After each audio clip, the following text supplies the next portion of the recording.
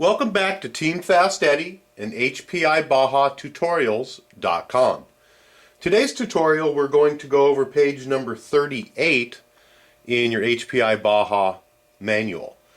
And we're going to break this into two sections. Normally we try to address the whole page at one time, but we're going to be putting the two chassis halves together, which is a relatively simple process. However, your Baja is now going to become very, very big. So we're going to go ahead and take this this step, and then we'll start on the second step for page 38 once this is done. You're going to go ahead and grab your rear chassis, which we've been working on, and our front chassis, which we have built earlier. We're going to go ahead and flip the front chassis over onto its side, or onto its top, and we're also going to do the same with the bottom chassis. There's two fork areas here on the bottom chassis.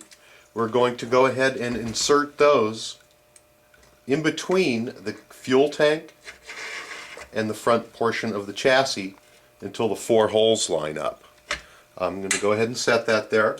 There are four remaining screws that are left in your parts tray that we've been using. There should have used everything else up.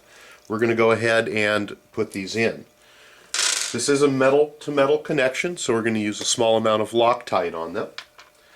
And we're going to go ahead and start off one or two of them by hand.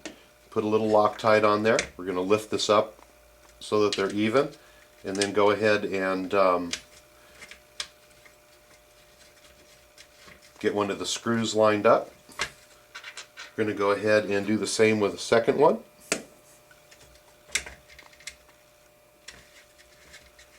Then we're going to go ahead and tighten them up.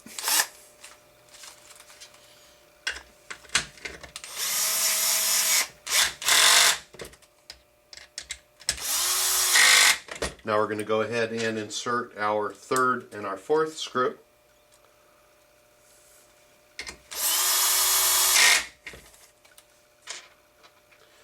And then once we've got these four in, we're going to go ahead and check them with our regular Allen wrench to make sure they're nice and tight. If you'll notice, your workspace just became very, very small. Once these pieces are put together, it does become full size and starts to take up a lot more space. So now that we've got those snugged down, let's go ahead and turn our Baja over, and now we're starting to work with the entire Baja as one unit.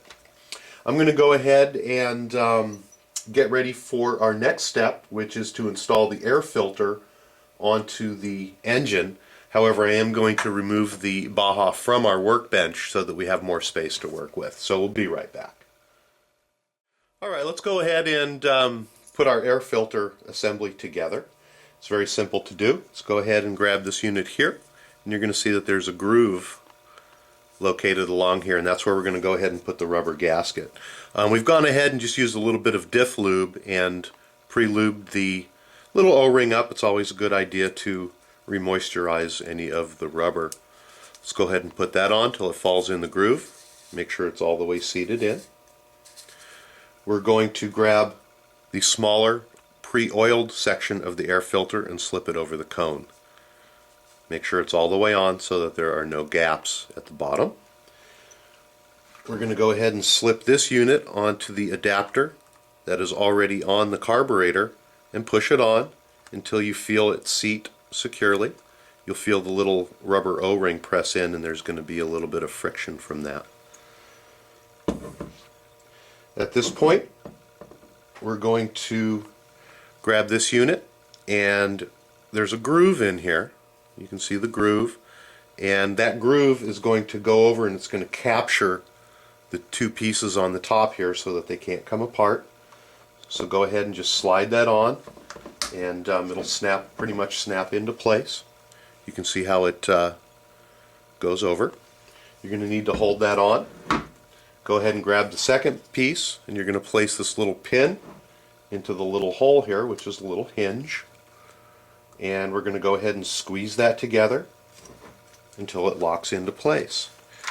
And sometimes it takes a little bit of work, but there's a little locking mechanism here. So go ahead and squeeze that into place until it stays. At this point, we're going to go ahead and slide the outer cover over to make sure everything is square. I'm going to go ahead and put the outer cover over it just like so.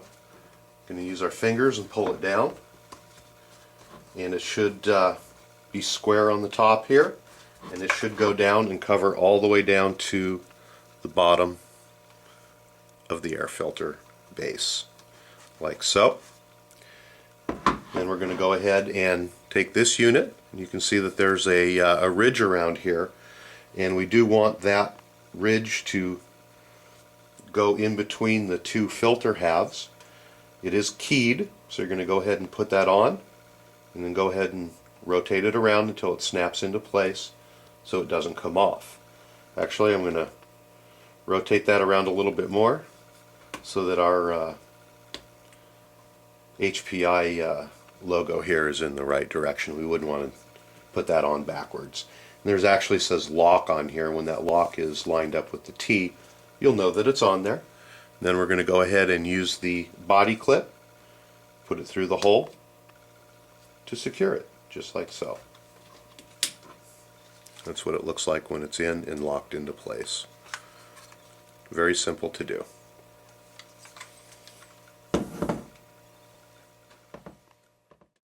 If you've been watching along with our tutorials, you're going to know that there's not a lot of aftermarket parts that we are using for our build. However, the outer wears filters on both the pull start unit and over the air filters, in my opinion, is an absolute must-have product. So we're going to go ahead and install the outer wears pre-filter on the air filter. It is a very fine meshed nylon, and it's going to allow air to go through, but it's going to keep out the particulate matter that can clog up your air filter. Very simply, there's two styles. One has a drawstring, and then this one has an elastic on it. They're not always that easy to get on. However, when the engine is out, it actually is much easier. So we're just going to slide this over just like they taught you with a banana in school and a condom. Takes a little bit of practice, but once you figure out how to get them on, it's well worth using one. So we're going to go ahead and put that on. You're going to see that we went ahead and went all the way down over the base so that it seals around the carburetor. And that's going to be a giant lifesaver for you.